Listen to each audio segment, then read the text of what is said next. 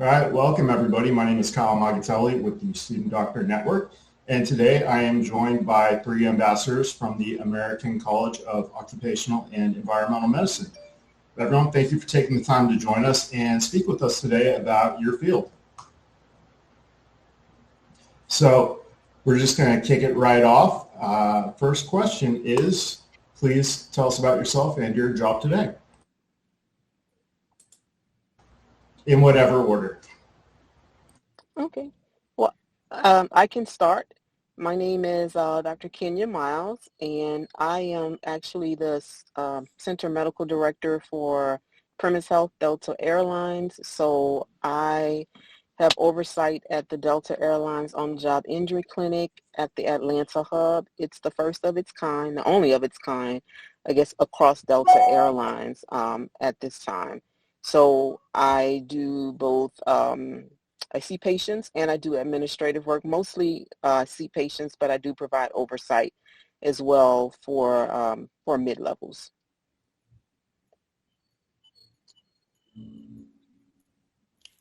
I'll go next. So my name is Marlene Sanchez. I am the program director at the Occupational and Environmental Medicine program in the National Capital Consortium, and New Mexico native, and looking forward to talking with everyone today. My name is Matt Hamm. Actually, Marlene, I have to add on, you're talking about military stuff, and some of our audience may not know that. And like you, I had a military background, 12 years active, went to that university for my undergrad medical, and highly recommend it to anybody who's like-minded. I own my practice in occupational medicine in Texas. Well, it looks like I got out with the shortest active duty time of everyone then. Sure. All right. So next question, how did you choose the OEM residency you attended? So for me, it's very interesting. I started off training as a general surgeon, and I stayed in that program for quite some time, probably too long. And interesting enough, there was occupational medicine residency right at my medical school, and I did not realize it. I was taking classes in graduate school with these individuals and had no idea. So when Gen Surge was not working out for me, I went back to my medical school and spoke with the dean of students there to just explain that, listen, general surgery is not working out for me. I will not be able to handle this as a career. This career path is needing to detour. And at that time, he asked me, what did I think about preventive medicine and occupational medicine? And I said, I don't know anything about them, which was admittedly sort of embarrassing because both programs were at my medical school, both residencies. So he asked me to take some time to read about them. We talked about my lifestyle as a single parent with a small child, with not a lot of support outside of my home state. So he says, I think this will give you a lifestyle that, is more amenable to where you are in life now. So I went away and I did. I read on both of them, and I realized that I liked occupational medicine because it afforded me the opportunity to do procedures. So it's like, oh my gosh, this is like urgent care. And I still enjoyed some things about general surgery, particularly bedside procedures. And so I would still have an opportunity to do those sorts of things. So I did. We connected again, and he wrote me a letter, and I began to apply for programs, and that's sort of how I found my way, and actually found my way back to my home institution. Okay. So for me, after 15 years of being a family medicine doc, I was working in the Office of Women's Health and happened to work for an occupational environmental medicine doc, and I didn't know they existed, and got to talking and then realized that that was a option for me. And so I got to do a second residency, and the program that I am the program director now for happened to be the best choice. And so it's in Maryland. It was a great program. got to keep the family stable. So that's how I ended up back and the program I still support. I love how everybody has a different story of how they found the specialty of OEM. And the interesting thing is here on this call, we have 3 different stories, but I'll tell everyone that's listening, this is totally typical. We have a conference of thousands of people and everyone has a different story. There's a few themes though in my story too, which is that most of us did not start doing it straight out of medical school. Most people didn't know about it. And I would also suggest, at least what some of our research has shown into the applicants for OEM is once they learn about it, they love it and they wish they could have heard about it sooner. So I'm so glad that you're all here listening to this recording because then you're already got to step up. You know, I am a data-driven kind of guy and I'll tell you, I decided on my specialty based on my personality and professional goals after deciding on the residency, after deciding on the specialty. Similarly, my paradigm is not sick people medicine. And that might sound silly, but like growing up, that was not ever in my mindset. Oh, I want to be a doctor and be titrating insulin and, you know, packing gunshot wounds and God bless you to all the people that are out there doing them because I need you.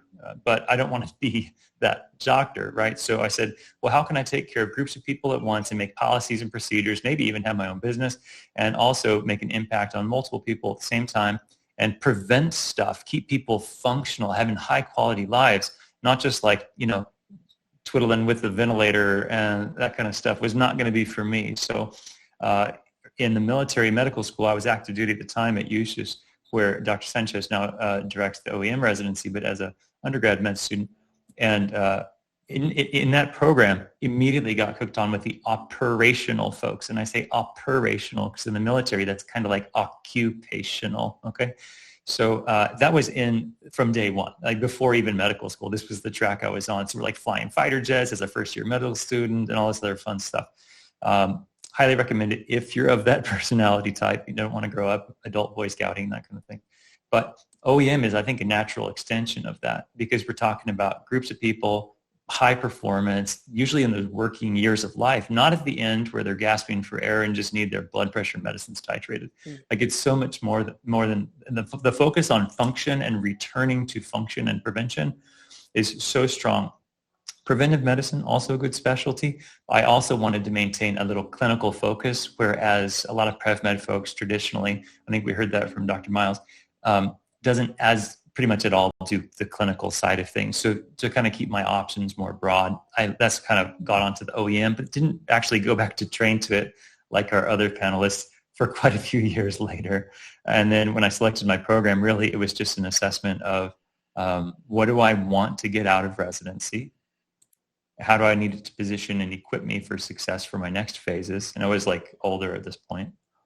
And so it was a very deliberate choice to choose where I went after a thorough interview of all the programs. There's not that many guys and girls, so you can really interview like all 18 of them, okay? There's not a lot.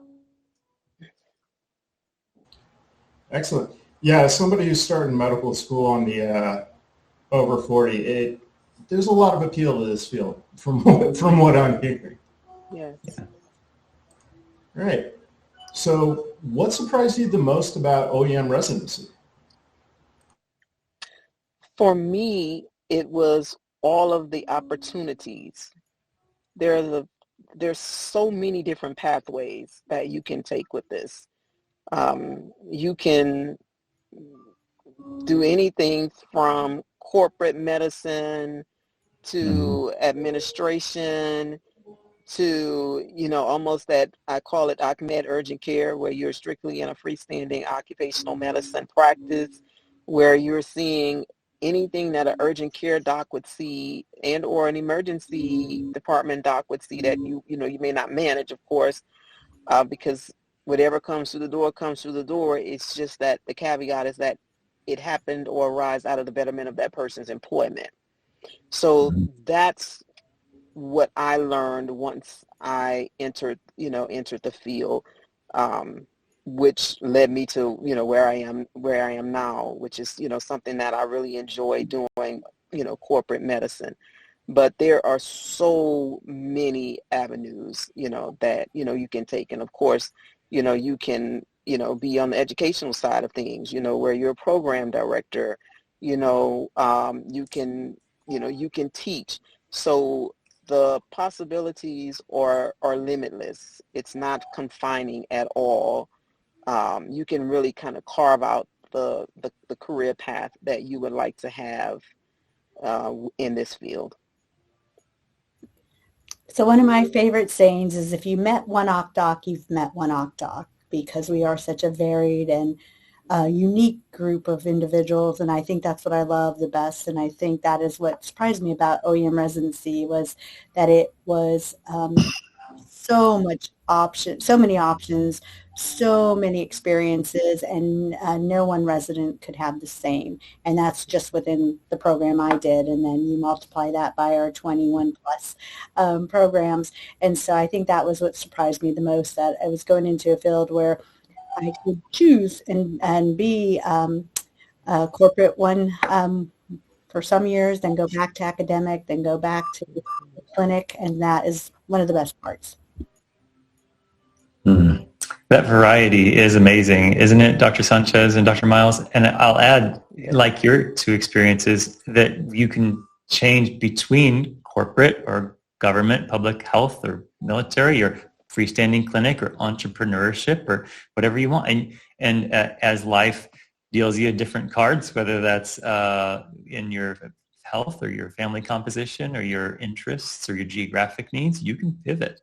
And there's so few qualified OcDocs out there that they're just desperate to get, most of these places, it's your pick of the jobs. At any given time, you've got handfuls of postings for every new graduate. So it's just a wonderful career field to get into at any phase, especially right after residency, regardless of what you're looking for. It's a really mature field. That's the thing that surprised me most about the residency itself. So I had like 4 children going into residency. Okay. My wife's a physician. She actually did the residency at the same time that I did in OcMed at Harvard.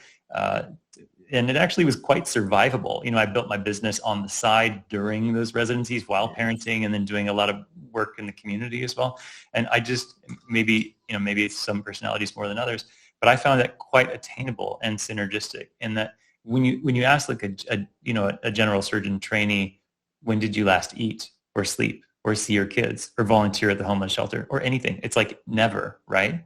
And that's typical even in pediatrics, otherwise very gentle residencies in family medicine. So I think OcMed and maybe Prev and Aerospace, the sister specialties, that was the most surprising thing to me, that this wasn't just one program that was structured this way.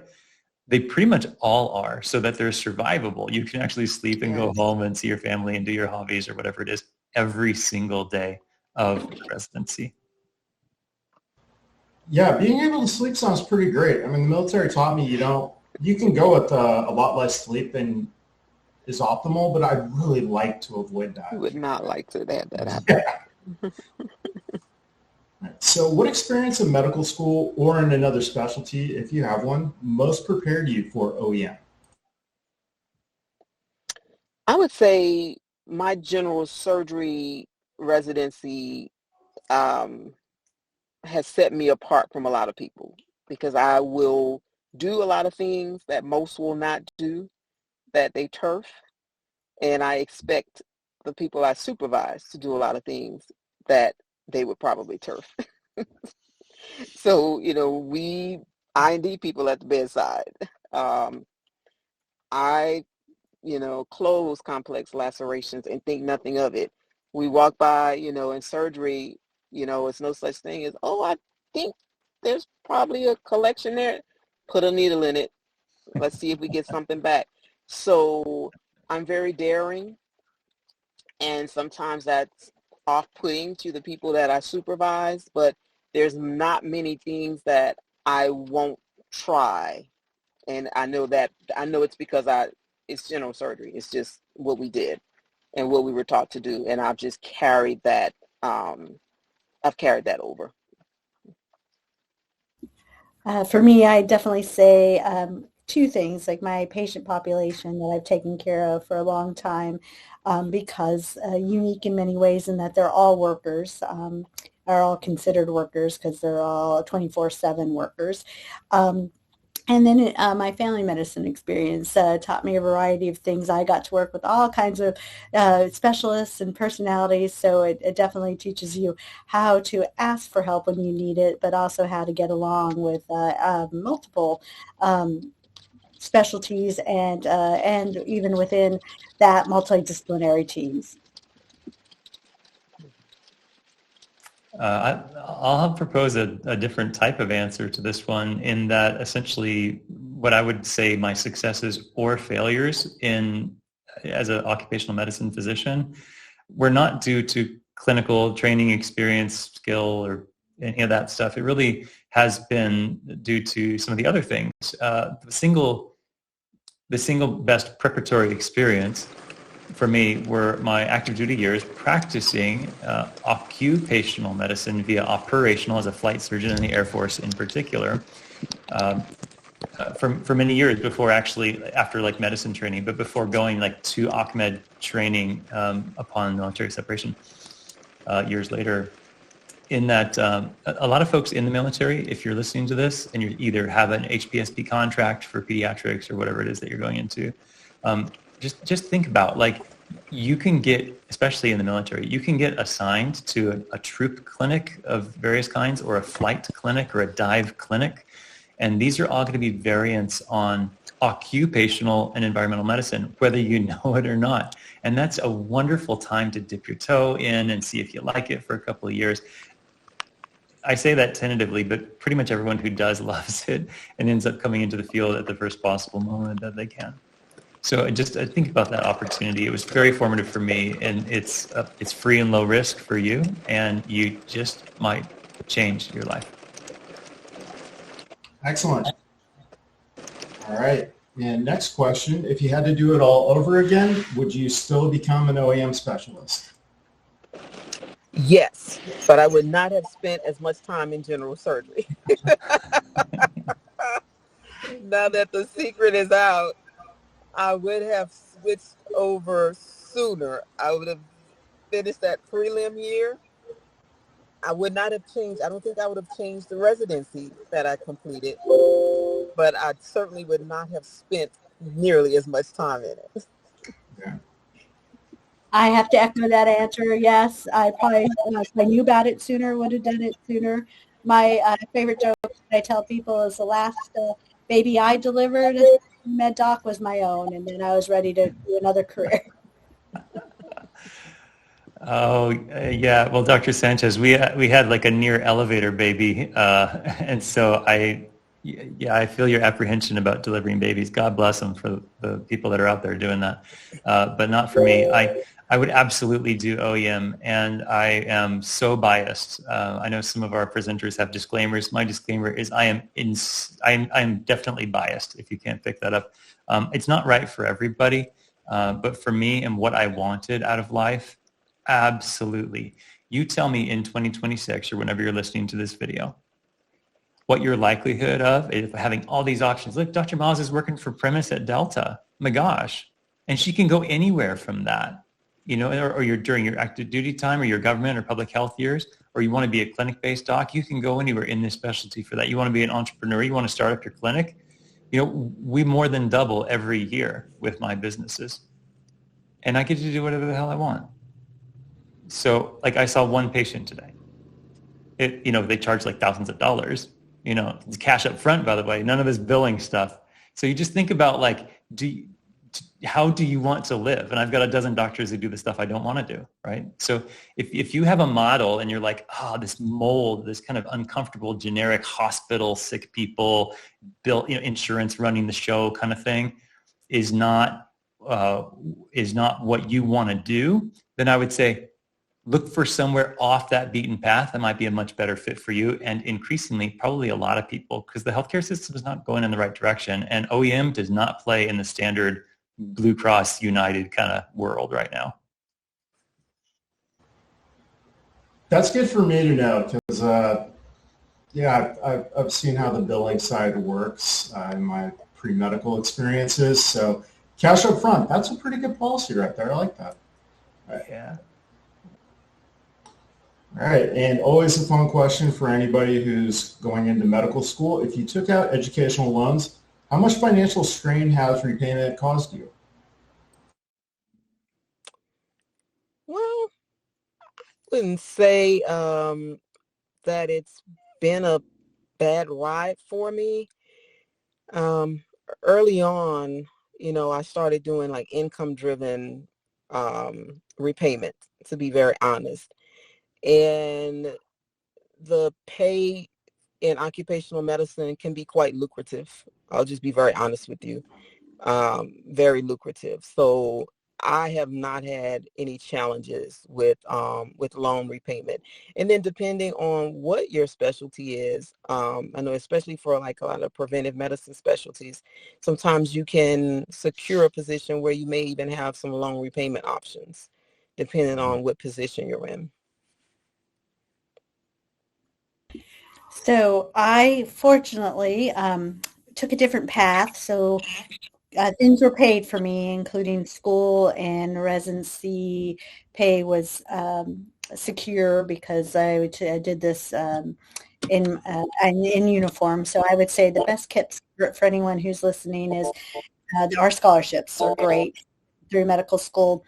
And then once you're in, for being able to have the flexibility to pursue second residencies or to change residencies midway, because it's hard to choose in such a short period of time when you don't even know all the options available to you. So definitely some plugs for the path I took.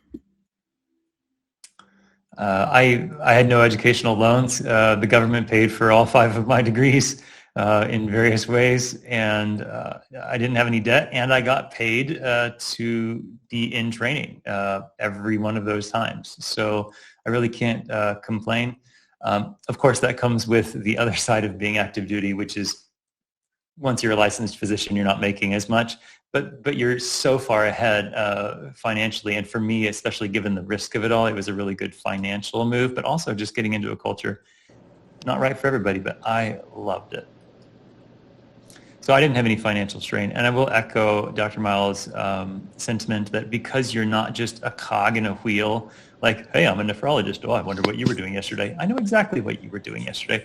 Or my buddy's like, oh, I'm an interventional cardiologist. But don't you feel good about yourself? How's that call going, by the way? And when did you last go to your son's soccer game?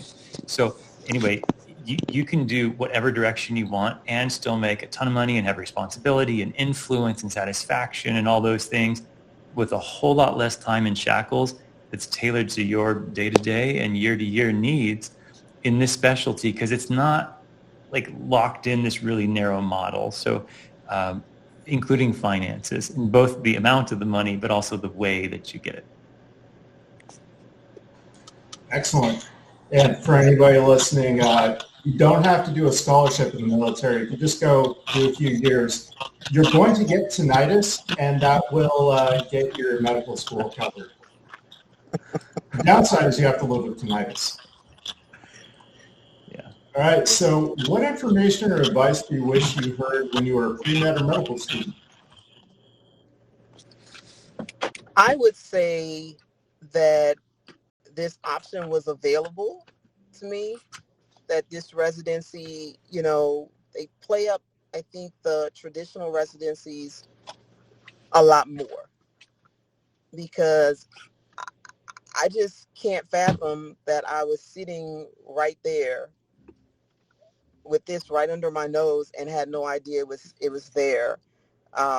So I just feel like when we are being counseled on career choices, career paths, etc., that someone had just laid this out as an option, and that I knew that it was there, that it was available to me, because my road to get there, I think, would have been much shorter. I think I echo that sentiment definitely. And the one advice I give everyone is to keep your ears and eyes open. And there are specialties you don't hear about till your 4th year or beyond. And just always be open to any opportunity and any change, and take the risk if you are in a path you don't think you want to be. I am so glad that I was aware of kind of how to get on this track. initially for active duty employees in the military, but now for any range of other employees.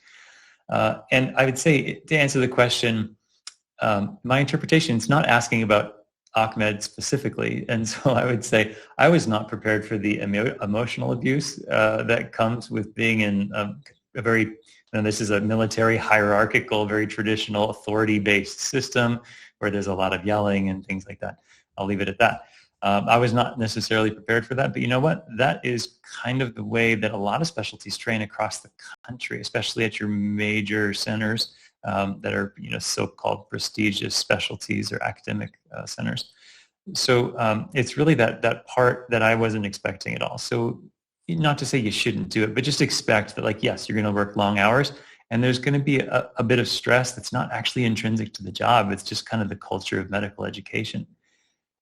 Now, I'm going to spin that back to OEM because the training in Ahmed, I've never heard anyone say like, oh, I got yelled at. Someone threw a scalpel at me. They changed my call schedule. There's not a call schedule.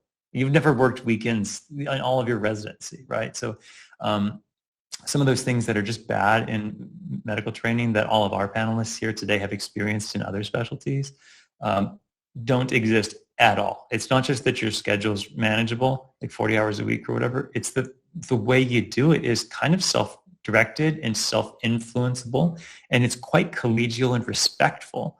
And that was just a shocker to me. And it's not just my program that I went to. I'm hearing that from everybody across the country lately. So that's what I wish I would have known. So for all of you that don't choose OEM, you're in for a long ride, and you're probably making the wrong choice. And for everybody who's already converted, we welcome you. Thank you. Yeah, so if I'm getting this correctly, there's no call, and in residency you did not work weekends? No, well, my private job, sure. Yeah, I was hustling, absolutely hustling, because I had my private practice at the same, you know what I mean? But the core curriculum at none of the institutions have any weekend shifts as far as I'm aware. There's only one that you have to like be on call for like a couple of weekends a year on the telephone from home.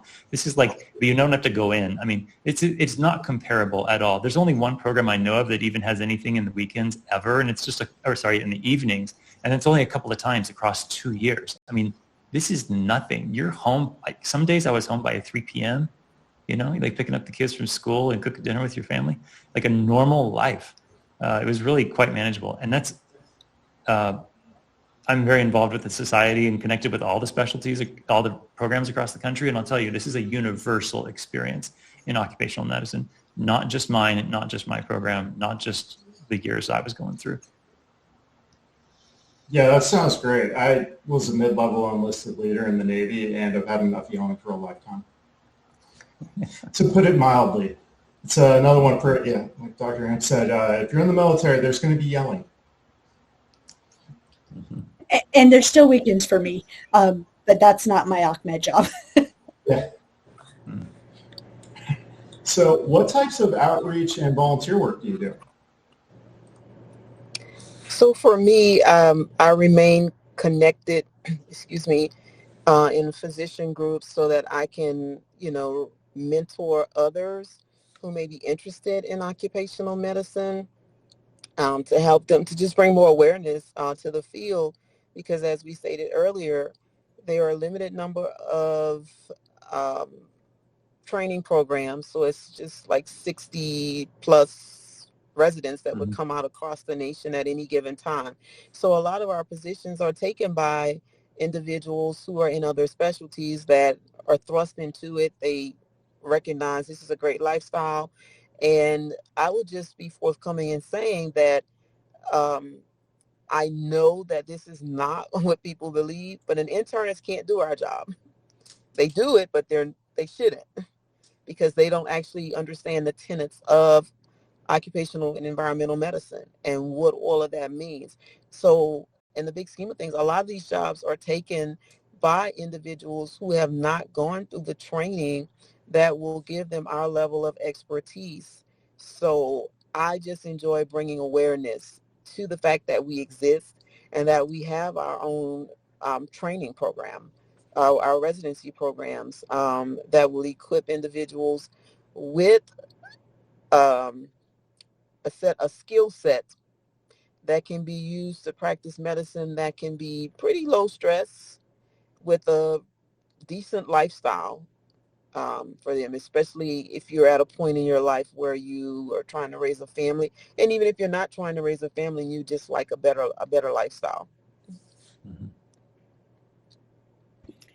And I'd say very similar.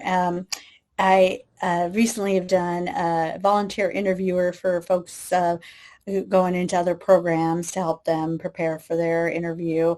I am a poster judge, so I'm kind of a big nerd, and I like STEM events, so I collect those at various schools, including in the elementary and middle school, because I think that's the most fun.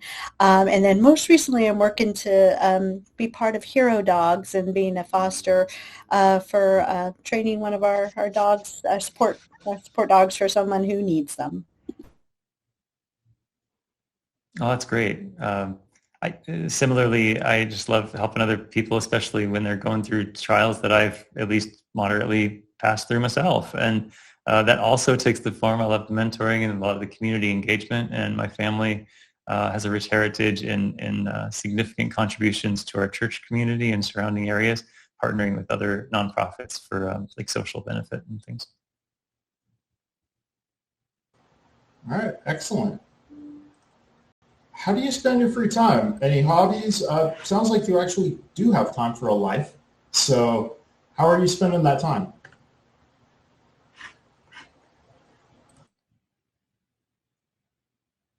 Oh, sorry, I'm muted. I have a 14-year-old son, so my life is pretty active, which is why this is the perfect specialty for me. So between school and, and sports, and I'm also now in a volunteer organization with him where we do community service.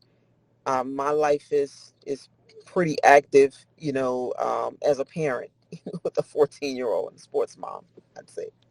So, and outside of that, I love movies. I love to watch movies at home. I mostly fall asleep on them, but I like to watch movies at home, and I like to go out and watch movies as well. And I do enjoy reading. I'd gotten away from it for a while, but I just recently picked that back up and,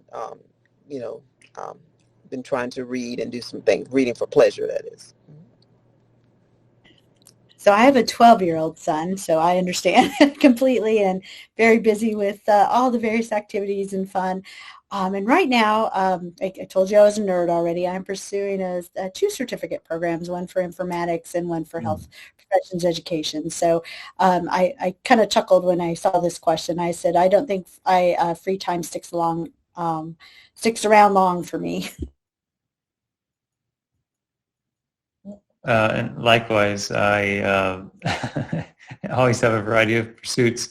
I'll tell you though, like the true downtime, when it comes, I love to either like play music or garden or exercise, all with my children, doing things together as a family.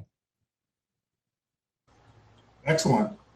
So one question I didn't send ahead, but I added it in. How long is OEM residency? Did I hear you guys correctly? Can we please confirm this? 2 years plus a prelim year. So you do one prelim year in any other specialty, and then 2 years for occupational medicine. So 3 years in total. And that includes your MPH for us. So part of that Yes. 2 years is rolled into that MPH, or the MPH is rolled into the 2 years. 2 years. Yeah, it's really about and I 9 had to mine 4. before I started residency. So that time was filled with research and also doing more clinical rotations for me. Oh, nice. Yeah, all the programs currently are accredited to take any number of actual modules. So what you'll know once you start digging into this, please go to the OEM info page. By the way, we've spent thousands of hours developing the resources there just for you. So if you do anything after this, if you've made it this long in the video, you owe it to yourself to reconfirm everything here with 100 other voices at the OEM info page online at your leisure. you'll answer this question with much more detail there. It is no longer than 2 years, but I'll also say that many people are going through in just 1 year so that you are eligible. It's a different pathway. Go look on the website, but you can be eligible for board certification after just 1 year, assuming that you've done something else like everyone on this call today has done ACGME training previously prior to. But if you're a fresh grad and you're going straight from med school, just whatever PGY1 you want to do, and then straight into OEM, yeah, that would be a 2-year, 24-month program. Excellent. Thank you for answering that. That was an important piece of information for me to find out if someone was matriculating. All right, well, hey, thank you very much for taking the time to speak with us. I hope everybody watching was able to get as much out of this as I have. Again, guys, thank you for your time and really appreciate it. Greatly enjoyed getting to learn more about this field, which as of like a year ago, I didn't know it existed, and I am definitely glad that I'm finding out about this. You're better than we were. It took me 15 years to figure this out. You're welcome. It was great to connect. Thank you. All right. Thank you, everybody. Okay. Bye-bye.